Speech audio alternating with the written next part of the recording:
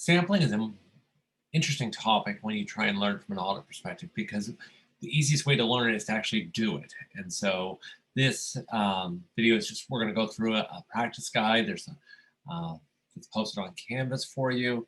It starts with some basic definitions just to make you familiar. I'm not going to go through everything. I'm going to try and hit the highlights. A lot of solutions are posted for you in this file.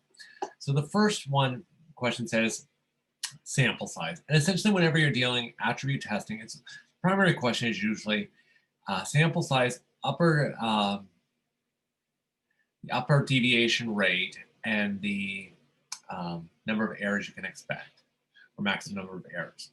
So we're told the risk of incorrect acceptance, or 1 minus the confidence level. So we want to be 95% confidence, a 4% tolerable deviation rate, and a 1% expected. So we need to go to a table. You'll notice I give you 4 tables in this file. The first is 5% risk of over-reliance. Second is 10%. And then we have a statistical result for evaluating the table results. So since we're trying to figure out sample size, we first make sure we're in the right one. And we go 4% to 1%, and we're looking at a sample of 156.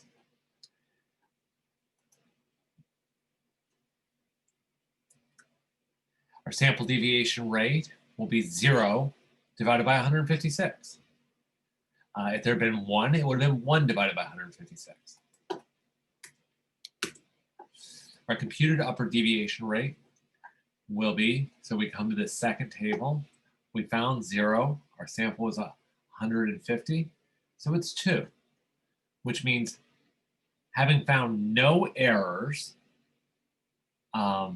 we're 95% confident, based on a sample of 150, that there are not more than 2, the upper deviation limit is above 2%.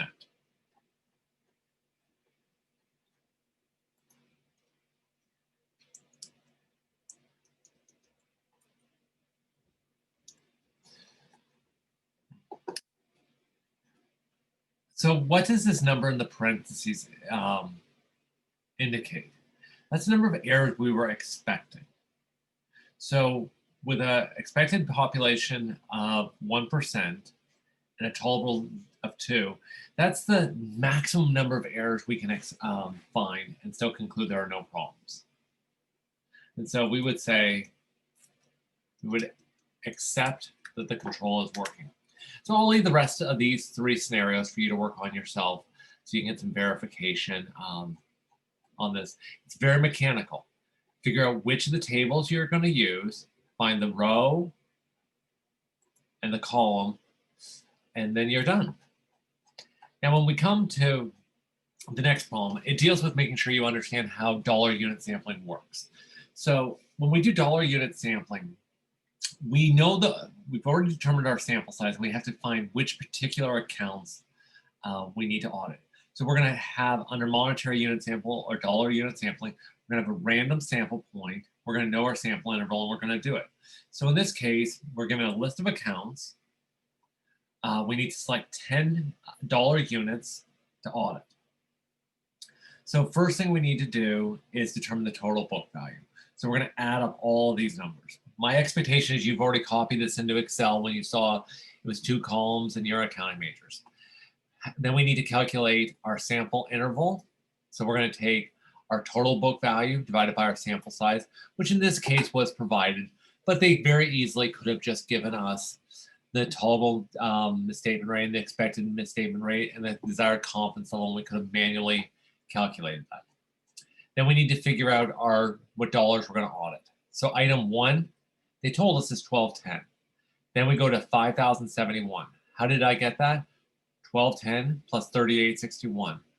How do we get to 3? 5,071 plus 3861. 8932 plus 3861. So you go on. So these are the dollars we're going to audit. Now we take our accounts.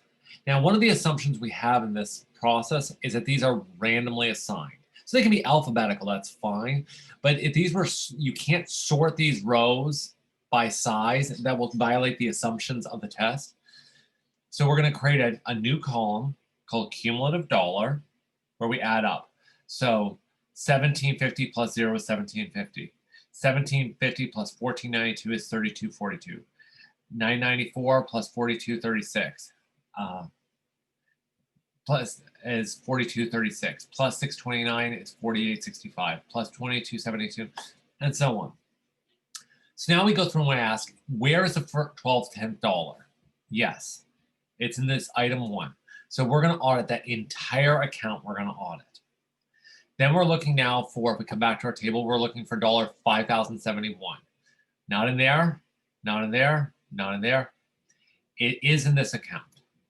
And so remember, this dollar here, the 1750 represents the last dollar amount that's in this account. So it's not in 4, but it must appear somewhere in account 5. So we're going to audit all of account 5. And then we are now looking for account $89.32. Well, it's not in this one because that one only goes up to 8,300. It is in this one. You'll notice that this one account,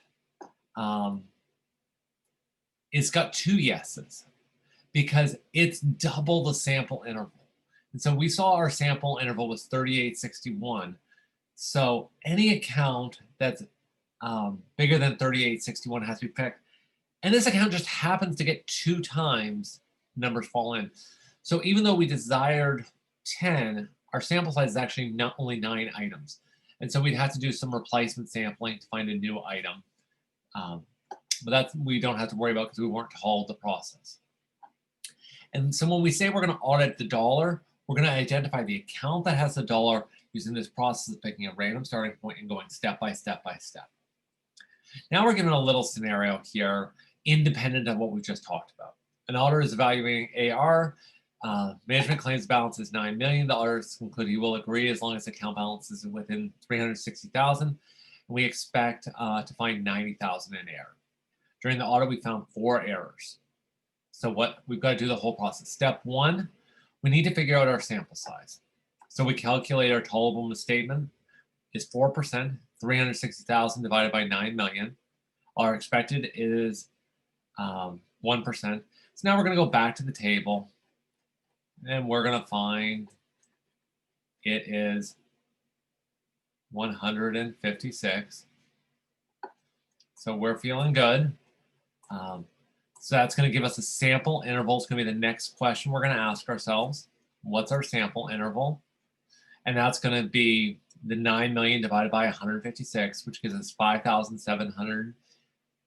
It's $5,769.92.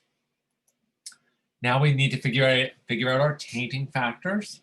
That's of these 4 the errors we found. How much is it distorted? Because we're going to make the assumption whatever we find in this particular account is going to influence the entire sample interval. And so it's not an easy process. So you want to take and not get overwhelmed by this.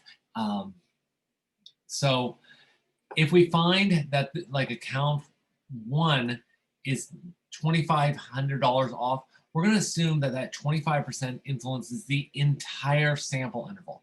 So we're looking for a dollar and saying whatever is wrong with that $1, the entire sample interval is going to take this format. And so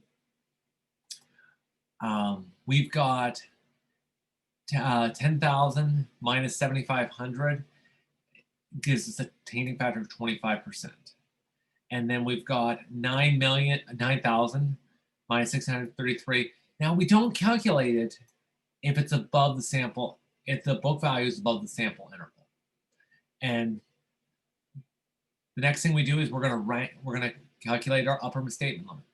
We always start by assuming that what happens if we had found no errors.